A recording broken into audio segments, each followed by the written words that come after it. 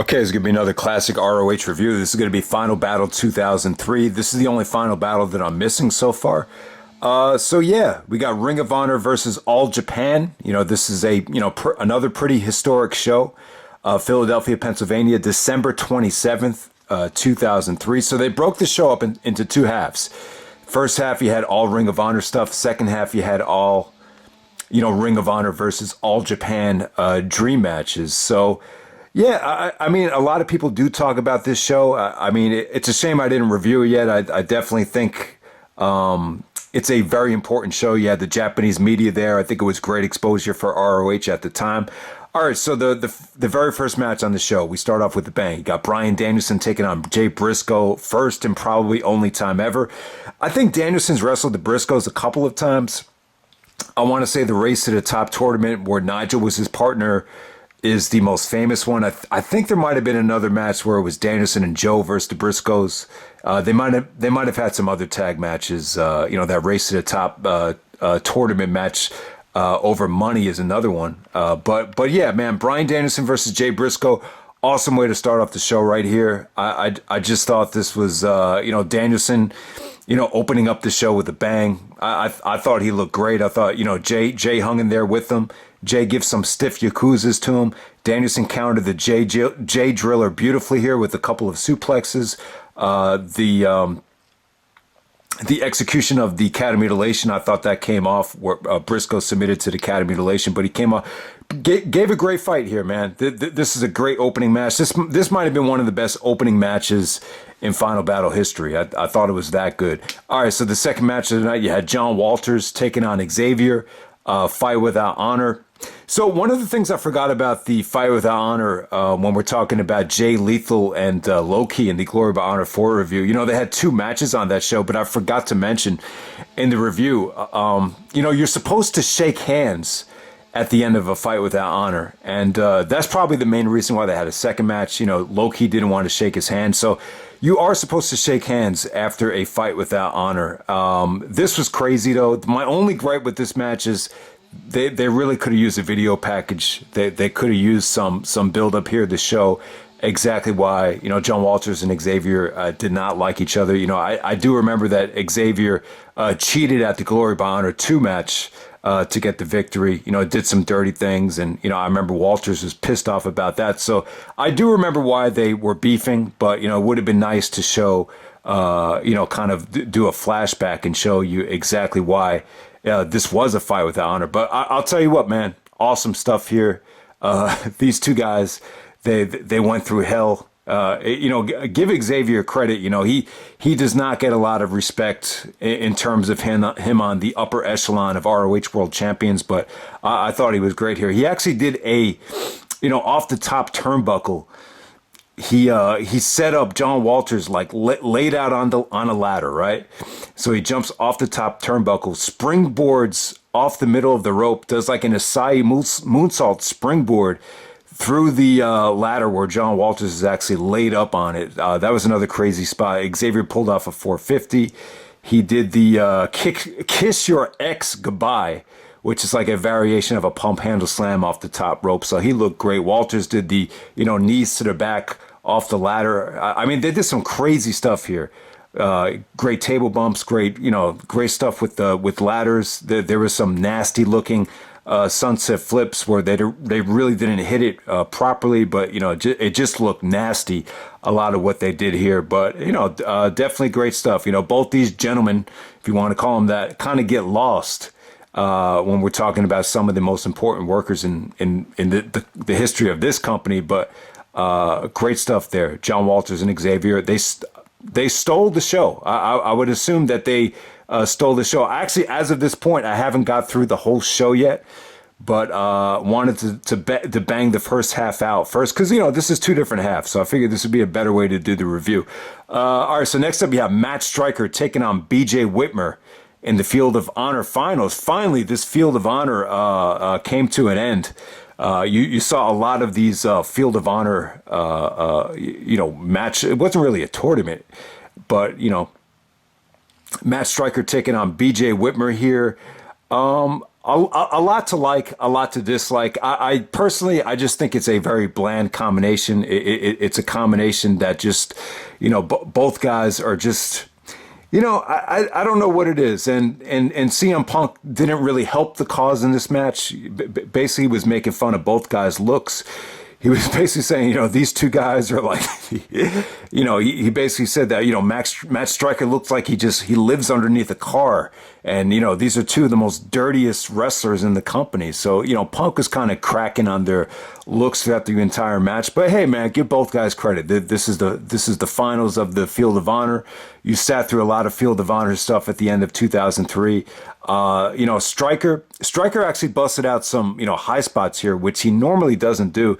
And, BJ was sharp here. BJ, just definitely some good selling from him. The finish came when Matt Stryker applied an Indian Deathlock to BJ Whitmer. And Whitmer, I got to say, man, the tap out there, that might have been like one of the most dramatic tap outs I think I've ever seen. It looked like he might have got to the rope. But then when he brought his hand down, I thought he was going to grab the rope. And then he just started tapping. I'm just like, man, that kind of sucked. But, BJ Whitmer actually joined the Prophecy this night. I guess I'll just talk about it now. CM Punk and Samoa Joe, they had a great confrontation, but then ultimately it led to Christopher Daniels coming out with Dan Maff and Allison Danger, and that's where Colt and CM Punk basically tied up Christopher Daniels on the rope, and then Daniels admitted, okay, it was me that kidnapped your girlfriend Lucy. So we're talking about CM Punk's girlfriend, and she had gotten kidnapped in the summertime. And, Christopher Daniels came clean and just said, it was BJ Whitmer that did it. And then ultimately BJ Whitmer joins the Prophecy and aligns himself with Dan Maff. So this is right before Daniels was exiled from Ring of Honor. So that's out of the way. Then, it really built tension. If TNA did not pull Daniels, this was going to lead to a huge CM Punk and Christopher Daniels feud. Big money match down the road, but it was... never to be. Well, no, it was to be. You just had to wait until the summer of Punk to get it.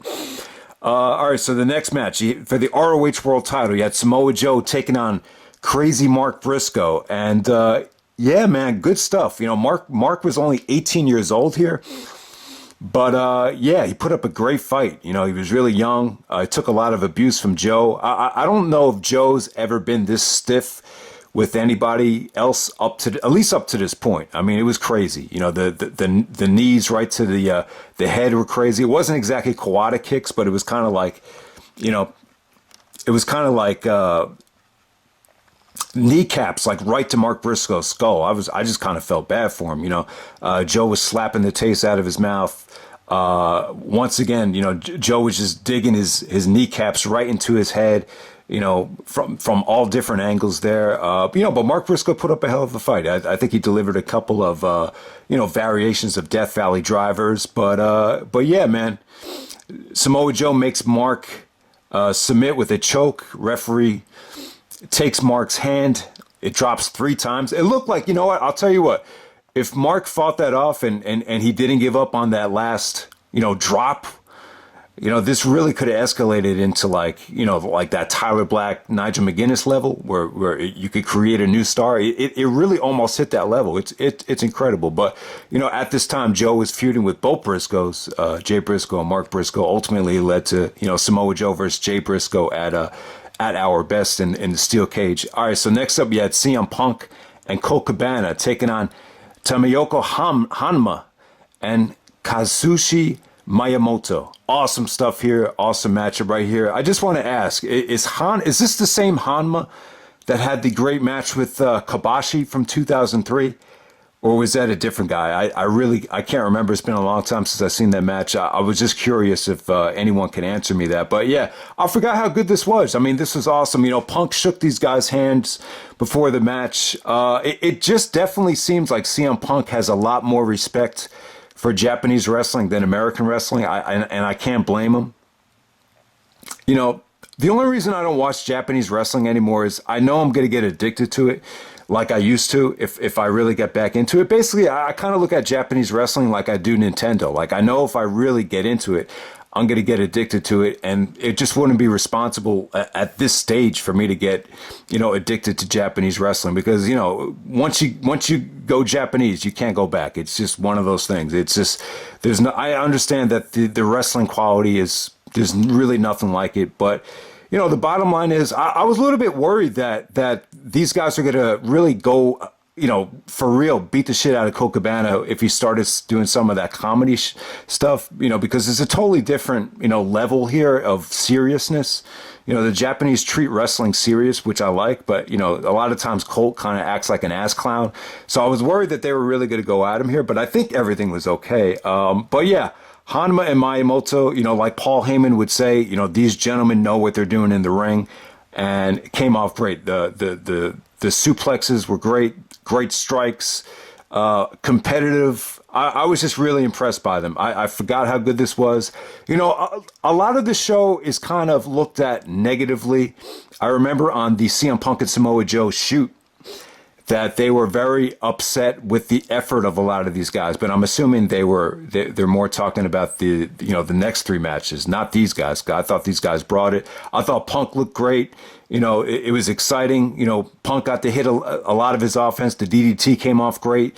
It didn't seem like there was any communication issues at all. I thought everything here looked crisp. Cabana actually did a Asai moonsault off the middle rope onto the outside. I thought that came off great. So you had high spots, you had great strikes, you had vicious suplexes. Punk actually does the Pepsi plunge to get the victory here. All guys shaking hands. Came off great, man. Great stuff. Underrated stuff. I really forgot how good this was. All right, so here we go. This is what I've been waiting for. AJ Styles versus Kaz Hayashi. All right, for those that don't know, this is probably the time when I was actually called out more than any other time for overrating a match. And if you missed the video, maybe the video is still up. I think it was like a 3-way video. I think it was Big Rat Trademark. I can't remember the other guy. I want to say it was Survivor Series '07. That was the name of the YouTube name. And I this is really before I knew Trademark, but he just really thought I overrated the match. I think I gave it like 3 3/4 when I did the the archive originally. But yeah, you know what? I could see why a lot of people did not like this match. Now the good stuff here was AJ. I thought AJ was great. AJ extra motivated because of the Japanese press. He was giving Kaz Hayashi some stiff forearms, and he was like, let's go. And it actually felt like a real fight. It's like AJ's like, you're not hitting hard enough, so let me just knock you the fuck out. I mean, it really came off great. Punk kind of, he came back on commentary for this match. Gabe left. And, it kind of felt like Punk was taking a shot at Kaz and a lot of the All Japan guys for, treating the show like it was a vacation, like it was they were looking at it like it was a day off, like they alluded to in the shoot interview. But so yeah, I mean, I just don't think Kaz Hayashi was in his prime at this time. They actually mentioned that the first time AJ ever gave the Styles class was to Kaz Hayashi in WCW. So Kaz used to be in WCW. Maybe by this point he's getting up there in age. Maybe just doesn't have a lot left. I don't know what the case may be. Some of the execution here, there was a springboard DDT, which did not look pretty. There seemed like there was a little bit of communication issues. There was a discus lariat, which ended up being a double clothesline. There's just some stuff that came off a little bit awkward. So yeah, maybe some communication issues. But you know what? I still think this is a great match. I could see why I kind of gave it the 3 3/4 star rating. I just thought I've never really seen AJ look this intense. I thought AJ looked great. It could definitely do like a top 25 AJ Styles matches in ROH. I definitely need to do that video because it kind of gets lost, as to how much, quality of matches AJ's had in Ring of Honor. He's really, you could do one for ROH, TNA, New Japan, and WWE. I don't think there's any other wrestler in the world where you can do a legit, 4-star match. You have 25 4-star matches from 4 different companies. And, AJ Styles can do it. But overall, man, I didn't have a problem with AJ Styles, Kaz Hayashi. Yeah, I think, anything close to 4 stars, I agree, is kind of pushing it there. But ultimately, AJ wins with the Styles Clash. Good stuff. By the way, like my funniest moment ever for CM Punk on commentary was in this match. I believe it was AJ actually did like a variation of a backbreaker to Kaz Hayashi. And then whoever the guy on commentary was is like, oh, Kaz is going to be feeling it the next morning when he wakes up and gets on a flight to wherever he's going. And then all of a sudden Punk is like, I think that would be Japan. I don't know, whatever, just the way Punk said it, it just came off very sarcastic, very like, yeah, come on, man. Where do you think he's going? He's going to Japan. I thought that was a lot of fun. So AJ Styles, Kaz Hayashi, it wasn't bad. I don't know. What's an appropriate rating for this match? I got to say, I think it's at least a 3 1/4 star match. So let me know what you guys think. Okay, so next up you had Satoshi Kojima taking on Homicide.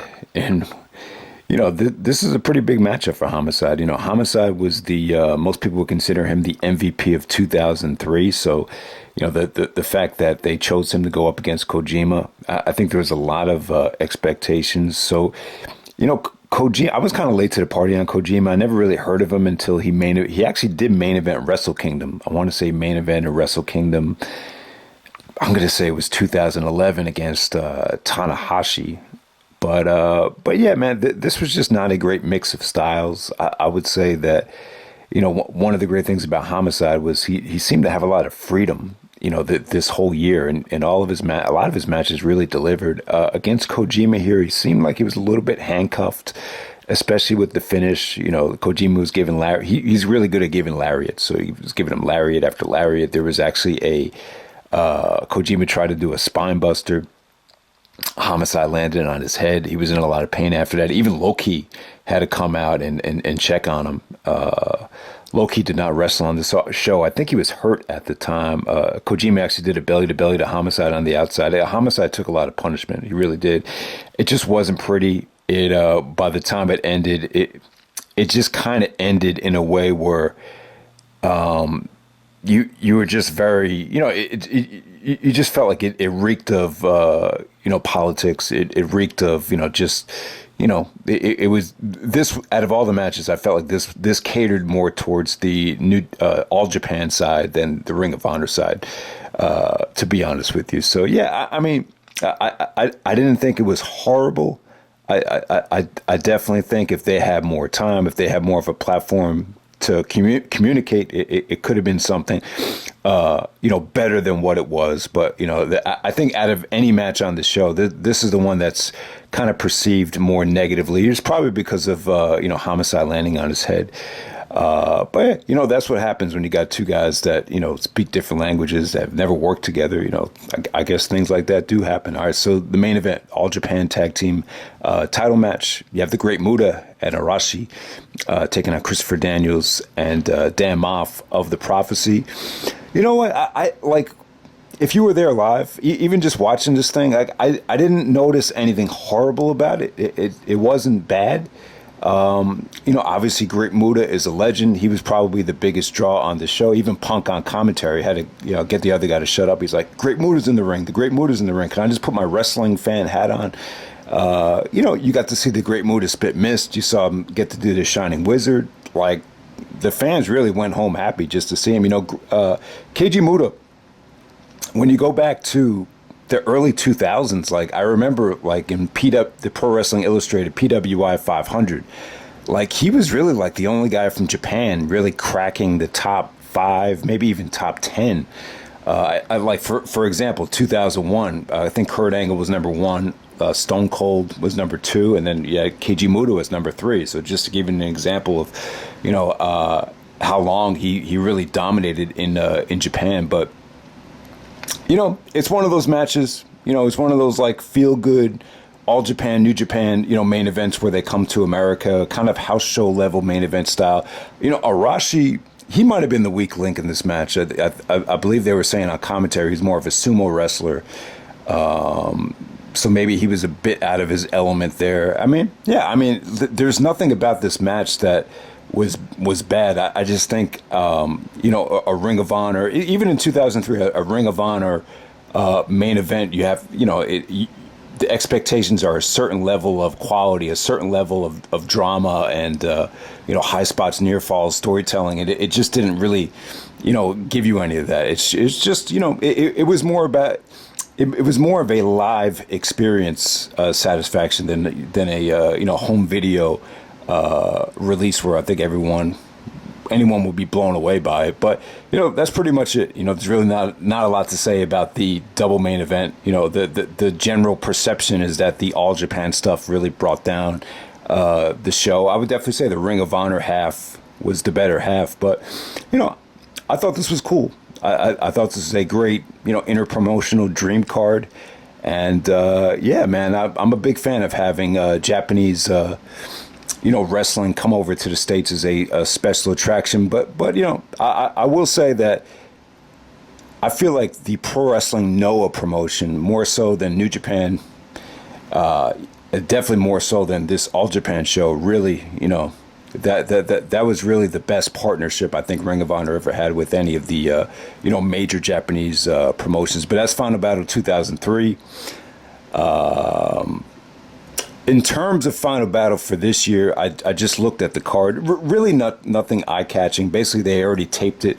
I think it's going to air on pay-per-view December 18th. The Jonathan Gresham and Jay Lethal are in a tag match. I think Gresham is in a pure title match.